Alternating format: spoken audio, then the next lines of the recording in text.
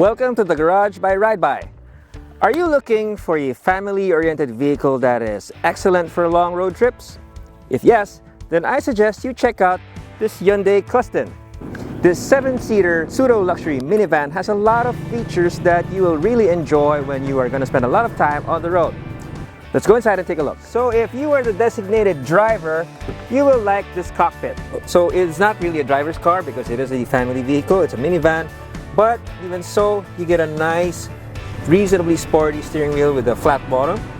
You get all the controls here, easy to understand. You've got your cruise control here, controls for the stereo.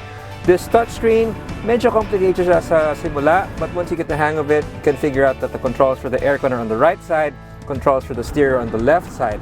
Ang medyo hindi lang siyang ganun ka okay is there are no physical dials for the aircon. So, kailangan kabisado mo yung touchscreen para ma-on mo kagad yung yung blower, lalo na pag medyo mainit na yung loob. There is no shifter here. You get buttons for reverse, neutral, drive, and park. You have several drive modes. You have Eco, Comfort, Sport. There is an 8-speed automatic. You have no paddle shifters, so you have to trust the computer to understand exactly what you want to get from the 1.5-liter turbo. And then you get nice little details here. You get this storage compartment underneath, which is very useful. This panel here on the middle of the dashboard medyo reminds me of something you'd find at home, I guess. You get soft touch surfaces here. The instrument meter panel is nice and easy to read. Engine start-stop button here. Naturally, wala nang desusi ngayon sa panahon na to. These seats are nice because you get blowers and heaters for your seats, front and driver's side. So as you can see, the Custin has dual sliding doors. So very convenient. And like I said, the best seats are the second row. So I just sat down, may sensor siya, and it automatically adjusts because these seats are power adjustable.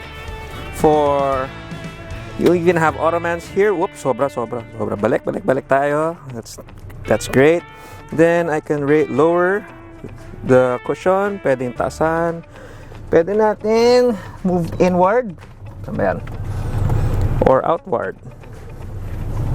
So actually, maaliw ka talaga sa upo na to. And you also have blowers here and heaters for the seats, as well as USB ports for your phone. It has a panoramic moonroof, 2 panels, one for the front and one for the back. And if you don't like it, you can close it here. In addition, you also have blinds here for your privacy. Well, maybe you just usually keep it up. So, you also have fold-out trays here from the back of the seats. Very nice. I wouldn't mind being a passenger in a Custin. However, if you are seated at the rearmost, medyo challenging siya. Not because masikip. The space back there is okay for the usual third row, but getting in and out, medyo challenging. Let me show you. Alright, as you can see here, the ingress to the third row is medyo challenging. You can go in the middle of the second row. Pwede, you can squeeze in. Or you can squeeze in here if you adjust the seat. So let's try the second option. So power adjustable. There is no quick release option na aabante siya kaagad. Then you have to wait for the seat to fold. Move the armrest out of the way. Yan na ba yun?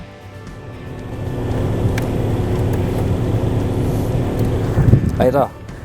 If you press this button, it moves outward to make the aisle, the mini aisle, a little bit wider, or you can move it inward and try your luck. I don't think that's gonna work for me. Pwede. Kaya. But for bigger people, if you're 6 feet, you don't want to be in the back. Alright, let's try to get out. Baka mas madali dito. Oh God! Shit. Awkward. Yeah, that's not gonna work. Okay. So yes, it's a 7-seater, but the back seat is not something you want to use most of the time for adults. Kids, okay lang. One last thing. Let's talk about cargo space. So, maluwag ba yung Custin? Well, let's see. Tingnan natin. May kick sensor kaya yung tailgate? No. But it does open with the press of a button.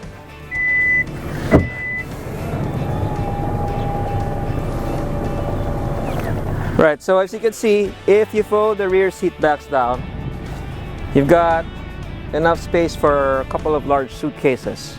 So that's very useful, or maybe a month's worth of groceries. But pag nakataas yung seat backs ng third row, hindi na siya ganun kaluwag. So really the third row is not something you wanna use a lot, I guess. Unless you don't mind na talagang siksik na siksik kayo ng pasahero at saka bagahe. Alright, how is it like to drive out on the open road? Let's find out. So initial driving impressions of the Hyundai Custin. Right now we're at the Skyway, just maintaining the speed limit, just following the speed limit. And the ride quality, I would say it's very nice, it's very comfortable, although it is soft. The moment you turn into a curve, you can really feel the body leaning, and then it pitches and rolls. So if you do a lot of twisty roads, you might have to slow down because may hilo ka lang talaga. It is not designed to be a sporty ride. Okay, so it's a family car, which is all well and good. In terms of comfort, the best seats in the house, I would say, are the second row because you get the power adjustable captain seats. In front, okay din siya. I've got a lot of leg room and headroom to work with, and this panoramic moonroof also makes it feel more expansive. Visibility out is excellent. The dashboard is low, so you can see more of the road, and then you've got this IMAX windshield. It's panoramic. The windows have this nice panel here, so it reduces the blind spots by the A-pillars, and it's also supplemented by blind spot warning, so it really helps prevent you from getting into fender benders and all of that. One thing I did notice is that the noise from the tires is quite noticeable the faster you go. Right now we're doing about 70 to 80, so you don't notice it right now, but the moment you go past 100, you can hear the roar of the tire tread. So maybe as soon as you wear out the tires, I would say get a quieter set of tires, because kind of distracts from the feeling of comfort in this car. As for the steering quality, again, feels typically Hyundai and then most modern cars because it has electric power steering, so don't expect any road feel. Although hindi naman siya over boosted. Right now bumibigat yung effort niya at the highway. At lower speeds, a parking lot is very light. You can twirl it around with just your one finger. Okay? Ganun naman siya. Overall, I would say this car is really meant for long highway jaunts and touring, and yung daily commute. If you are the person riding in the second row, it'd be very comfortable if you have a driver. In terms of fuel efficiency, I'd say it's just average, or a little bit, you would say below average, because in EDSA traffic, in bumper to bumper, I saw the fuel efficiency drop to about 5.6 kilometers per liter. So nothing special there. The drivetrain is a conventional internal combustion engine, 1.5 liter turbocharged, inline 4. It is smooth, I'll give it that. But even with a rating of about 160 plus horsepower and 250 Newton meters of torque, with an 8-speed automatic transmission, medyo manipis siya. The moment you step on the gas for an overtake, it takes a while for the turbo to spool up and deliver that power. So yun lang. And then because medyo mabigat nga yung kaha, because it is a 7-seater MPV, I would say the power is just enough to get you going, but fully loaded up, I would think medyo challenging siya. So that concludes my capsule review of the Hyundai Custin. Now, marami pa kaming ikikwento tungkol sa sasakyan na ito. If you want the long version of the review, please go to our website, www.rideby.ph, and then look for the garage.